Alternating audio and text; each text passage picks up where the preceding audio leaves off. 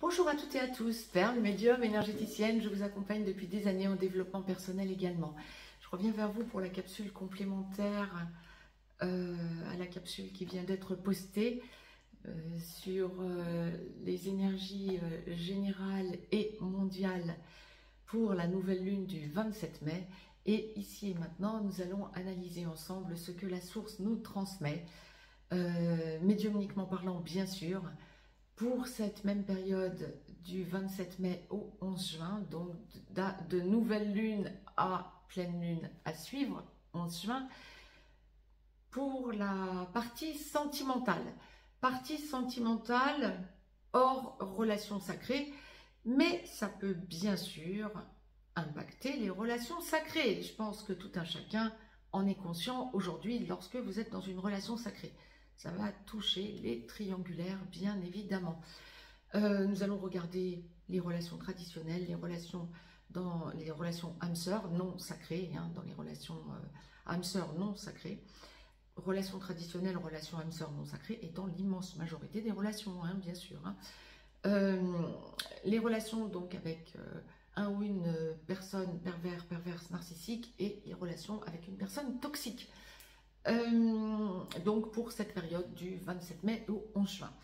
Donc la nouvelle lune du 27 mai, conjonction du soleil et la lune, la nouvelle lune sera effective à 6 degrés 6 minutes Gémeaux.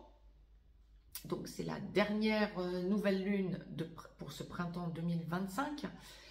Et elle sera effective à 3h 3 minutes temps universel, donc le 27 mai.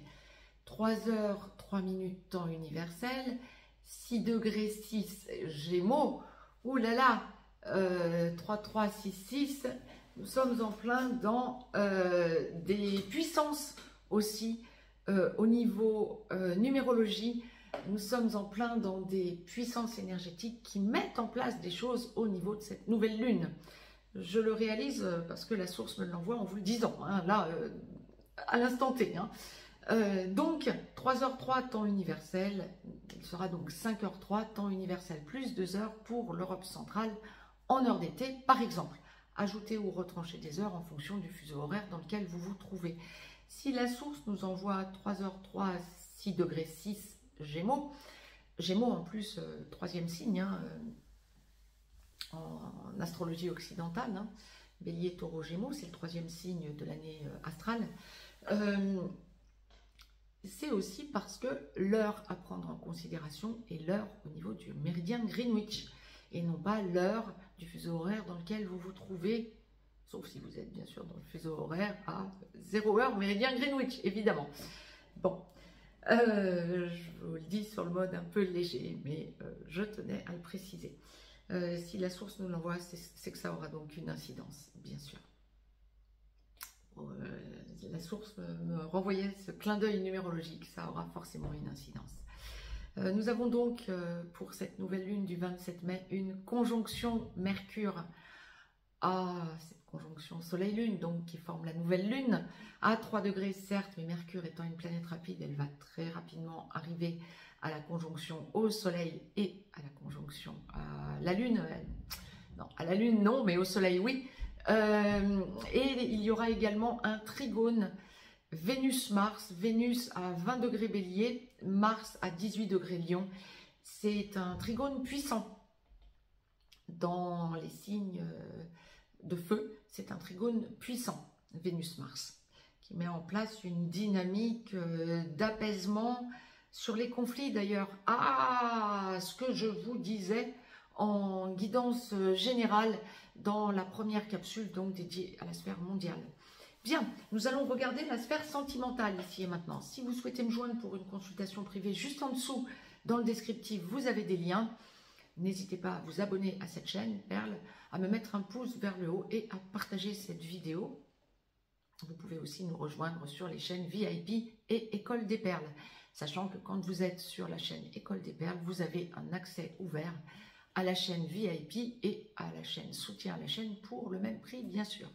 Et c'est un prix hebdomadaire. Vous pouvez regarder sur le petit onglet, sous chacune des vidéos, il y a un petit onglet « Rejoindre ». Bon, au niveau sentimental, pour cette quinzaine du 27 mai au 11 juin, nous sommes dans une quinzaine d'expansion amoureuse, on le dira comme ça. Lorsque vous êtes dans une relation traditionnelle ou d'âme sœur, que vous vivez avec la personne depuis peu, voire depuis beaucoup plus longtemps, ou que la relation est stable, me précise la source, mais que vous ne vivez pas encore ensemble, mais que la relation est stable, ou que la relation date d'un certain temps déjà et qu'il n'y a pas encore vie commune, nous sommes dans une quinzaine où vous allez réfléchir à un engagement possible, ou si vous vivez ensemble, à un changement au niveau de l'intérieur de votre foyer. Je ne sens pas de conflit particulier, hein, c'est pas ce que je suis en train de vous dire, c'est pas parce que vous vivez ensemble qu'on y viendra après, mais c'est pas parce que vous vivez ensemble que vous allez forcément en arriver à un conflit où vous allez vous dire on se sépare, c'est pas ce que je suis en train de vous dire. Là, c'est quand vous vous entendez bien. On regarde quand vous vous entendez bien et que vous êtes déjà dans une relation posée, que vous soyez dans une relation traditionnelle ou d'âme sœur. On est dans une quinzaine où vous allez avoir envie de changer des choses dans votre foyer. Alors, vous aimez votre foyer, ceux et celles d'entre vous qui entendez cette capsule, vous aimez votre foyer. C'est votre autre qui a envie de changement, ou qui peut traîner des pieds pour opérer des changements qui étaient peut-être prévus. Parce qu'il y a cette idée de je ne suis pas d'accord et j'y apporte autre chose de la part de votre autre. J'ai envie d'autre chose ou j'y apporte autre chose, ou je ne suis pas prête à opérer les changements comme on en avait parlé. J'aimerais en reparler autrement, où il y a un aspect financier aussi, sur lequel vous pouvez un petit peu chinoiser à deux, hein, chipoter. Il y a cette idée, vous êtes d'accord et votre autre estime que mince, non, ça va coûter trop cher, ou n'est pas prête à engager cette somme d'argent parce que ça n'est pas tout à fait ce qu'il ou elle aurait souhaité au niveau des changements de votre foyer. Bon, vous allez en discuter et vous allez trouver un accord, mais ça peut un peu reporter vos projets. Pour que la source nous donne ce genre d'informations en guide en général, c'est que ça va en toucher plus d'un, plus d'une d'entre vous. Hein. Donc, ok. Lorsque vous vivez ensemble, que vous êtes dans une relation traditionnelle ou d'âme sœur non sacrée, et que vous parlez déménagement ou emménagement ensemble, peut-être que vous êtes dans une relation depuis un certain temps et vous ne vivez pas encore ensemble, et donc que vous en parlez, un petit report, vous n'êtes pas d'accord de part et d'autre. Alors c'est peut-être un choix de foyer, ou c'est peut-être votre autre qui doit venir vivre chez vous momentanément ou définitivement, ou le contraire. Il y a un petit délai pour que ça aboutisse, je dirais. Il y a peut-être un petit report. Et vous allez vous poser la question de savoir, ça va remettre en cause, dans ce genre de situation, ça va remettre en cause vos sentiments. Peut-être pas les vôtres, mais ceux que votre autre vous porte. Et en fait, ça vient chercher quelque chose dans votre assurance. Est-ce que ça n'était pas ça que la source voulait vous faire travailler? C'est là que la source veut en venir quand je vous transmets ce genre de choses. Essayez de voir ce que ça vient faire travailler chez vous.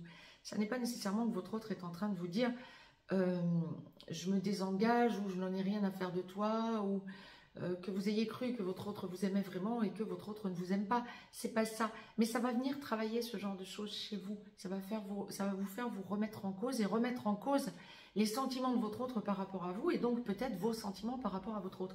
Je vois pas de cassure, hein, c'est pas ça. On en parlera après. Quand vous avez un problème, on en parlera après. Là, c'est vraiment pour ceux et celles d'entre vous qui êtes dans une relation stable, en fait.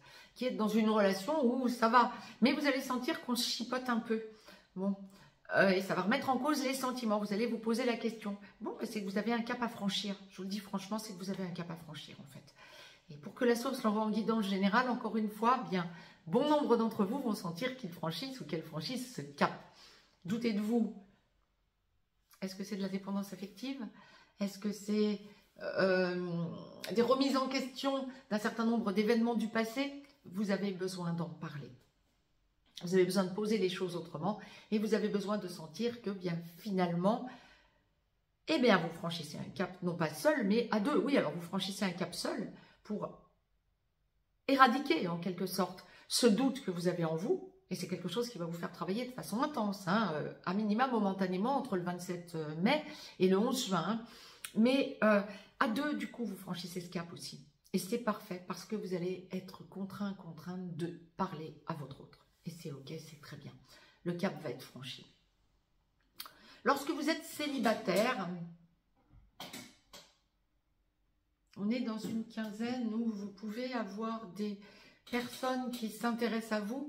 Vous êtes célibataire, mais ce que je ressentirais pour ceux et celles d'entre vous qui entendez cette vidéo et qui êtes célibataire, vous avez ce besoin de vous investir dans une relation qui peut se poser, où il peut y avoir engagement. Et vous allez sentir que de l'autre côté, alors oui, vous pouvez rencontrer quelqu'un, mais vous allez sentir que de l'autre côté, cette personne ou ces personnes que vous êtes amené à rencontrer, entre le 27 mai et le 11 juin, sont des personnes qui peuvent possiblement vous laisser entendre autre chose qu'un intérêt charnel, ou que ça va vous décevoir, vous allez dire, bah, j'ai pas envie de ça. Ça va un petit peu vous décevoir. Il y a une espèce de déception, d'arrêt sur image par déception. Si ça ne vous parle pas, écartez. Il vaut mieux être seul que mal accompagné. Vous allez en faire en quelque sorte l'expérience. Maintenant, vous pouvez être aussi en contact avec une personne. Ça, c'est encore intéressant. Si vous êtes célibataire, il y a autre chose que la source m'envoie. Vous pouvez au contraire, l'un n'empêchant pas l'autre, hein, vous pouvez être aussi en contact avec une personne qui ne se précipite pas à vouloir vous rencontrer. Alors, sur des sites de rencontres ou pas nécessairement, ça peut être aussi quelqu'un que vous avez rencontré par un autre biais, hein, ça peut être quelqu'un que vous avez peut-être déjà vu, ou je sais pas, et cette personne n'est pas prête à, ou ne précipite pas le fait de vous revoir pour aller dans une relation avec vous. Il n'y a pas de souci, vous êtes en échange et ça vous va aussi. Mais vous allez sentir que cette personne, vous avez besoin d'échanger avec cette personne, d'être en interaction pour savoir un peu plus de choses, pour être sûr de ne pas vous leurrer, de ne pas vous tromper, c'est ok, c'est très bien. Là, j'ai été complète au niveau des célibataires. Lorsque vous êtes dans une relation avec un ou une perverse narcissique, alors vous pouvez être dans une relation avec une personne narcissique, perverse narcissique, sans pour autant être dans une relation sacrée. Ce que je vais vous dire, c'est valable pour vous dans ce genre de situation. C'est aussi valable pour ceux et celles d'entre vous qui êtes en parallèle déjà, si vous avez déjà reconnecté à votre autre dans une relation d'âme sœur sacrée ou de flamme jumelle, vous pouvez être déjà en reconnexion à votre autre ou pas encore, mais vous allez rencontrer votre autre. Ça arrive aussi, ce genre de choses. Bien sûr, avant de rencontrer notre autre, on ne l'a pas rencontré. Hein, Monsieur de la Palisse passe par là quand même, hein, bien sûr. Et ça ne vous empêche pas de pouvoir avoir une relation avec un ou une perverse narcissique. Et effectivement, vous devez travailler votre blessure d'abandon. Et donc, bien, si vous êtes dans une relation à un ou une perverse narcissique et que vous en êtes conscient, consciente, j'aurais tendance à dire que c'est une quinzaine où vous allez montrer vos limites avec ce ou cette perverse narcissique et vous allez mettre le haut là, dire stop, vraiment mettre vos limites. Et cette personne va se rendre compte, alors bien sûr, ça n'est valable que pour ceux et celles d'entre vous qui êtes conscientes d'être dans ce type de relation. Hein. Vous pouvez être dans une relation avec un ou une perverse narcissique et vous estimez être dans une relation traditionnelle, bien sûr. C'est autre chose. En quel cas, je vous conseille d'écouter ce que je vous disais avant. Mais quand vous êtes conscient que vous êtes avec une personne perverse narcissique, ça va être une quinzaine où, parce que vous mettez vos limites, parce que vous ne vous laissez pas faire ou vous ne vous laissez plus faire comme vous l'auriez fait antérieurement, cette personne va vous jouer le coup de la lune de miel durant cette quinzaine. Et ça va vous questionner. C'est une personne qui va avoir peur de vous perdre. C'est aussi une personne qui, voyant que certaines attitudes qu'elle a à votre égard vous font réagir, comment je peux vous dire ça, vous font réagir dans le sens qu'elle attendait, c'est-à-dire ça vous attendrit, vous vous trouvez peut-être un peu trop dur avec cette personne. Cette personne risque de vous mettre la pression financière, surtout si vous vivez ensemble, et encore plus si vous avez des enfants ensemble. C'est une personne qui va vous mettre la pression financière parce que vous êtes sensible à ce qu'elle vous montre en retour affectif, parce qu'elle a peur de vous perdre. J'essaie de peser mes mots parce que c'est précis ce que la source est en train d'envoyer comme situation. Mais encore une fois, on est en guidance générale, ça va forcément en toucher plus d'un, plus d'une parmi vous. Hein. Ça, c'est sûr. Lorsque vous êtes déjà séparé d'une personne narcissique, il y a toutes les chances que vous soyez, ou vous avez déjà enclenché une procédure juridique, alors peut-être parce que vous avez des enfants en commun, peut-être parce que vous avez des choses à solder matériellement parlant, hein, mais lorsque vous avez déjà enclenché une procédure juridique avec une personne narcissique et que vous êtes en train de la quitter ou que vous l'avez déjà quittée, c'est une personne qui va essayer de réagir en essayant de vous remettre le grappin dessus. Vous n'en êtes plus là, vous mettez vos limites. Ceci étant dit, encore une fois pour que la source le précise, en guidance générale, ça ne va pas être facile. Vous avez peur de vous laisser réimpacter par cette personne, vous avez peur de retomber dans vos travers. Ce que la source vous envoie comme conseil, c'est d'éviter, durant cette quinzaine, entre le 27 mai et le 11 juin, évitez de vous en laisser compter par cette personne que vous savez être perverse, narcissique et que vous avez quitté ou que vous êtes en train de quitter. La source est très claire. Restez sur vos gardes, mettez vos limites et continuez à mettre vos limites. Lorsque vous êtes dans une relation avec une personne toxique, alors vous pouvez être dans une relation avec une personne toxique et ne pas être en parallèle dans une relation sacrée, d'âme sœur sacrée ou de flamme jumelle. Mais lorsque vous êtes dans une relation, dans quel cas vous allez être concerné parce que vous êtes conscient, consciente d'être avec une personne toxique. Mais lorsque vous êtes dans une relation sacrée en parallèle, que vous avez déjà reconnecté à votre autre ou que vous allez reconnecter à votre autre, et que vous sentez que vous êtes en couple avec une personne qui est vraiment toxique pour vous, vous avez à travailler la blessure de rejet. Donc vous êtes masculin sacré pour les âmes sœurs sacrées ou runner pour les flammes jumelles. Vous pouvez aussi ne pas être dans une relation sacrée, je répète, et être avec une personne toxique et en être conscient, consciente. Dans ce genre de situation, durant cette quinzaine, cette personne va vous faire des crises d'égotisme. Bon, je le dis un petit peu en souriant parce que ça va être récurrent, quelque chose qui est récurrent hein, chez les personnes toxiques hein, en couple. Ceci étant dit, ben, vous n'allez pas vous en laisser compter, vous allez monter, faire monter la mayonnaise en quelque sorte, et vous allez aller il y a une idée de clash pour le coup pour vous. Hein. C'est ok, c'est moi qui ai raison, je sais que cette fois-ci, je n'ai plus envie de te laisser revenir ou de te laisser m'imposer tes arguments, c'est non. Et cette personne va réfléchir, sentir que vous êtes en train de la lâcher, vous êtes conscient, consciente que vous êtes avec une personne toxique, je le répète. Hein. Et donc, cette personne va sentir que vous êtes en train de la lâcher, va avoir peur et va vous demander un délai. Un délai pour quoi? Pour recommencer derrière, vous pouvez lui accorder un délai pour qu'elle parte ou un délai pour que vous partiez, selon celui des deux qui doit partir.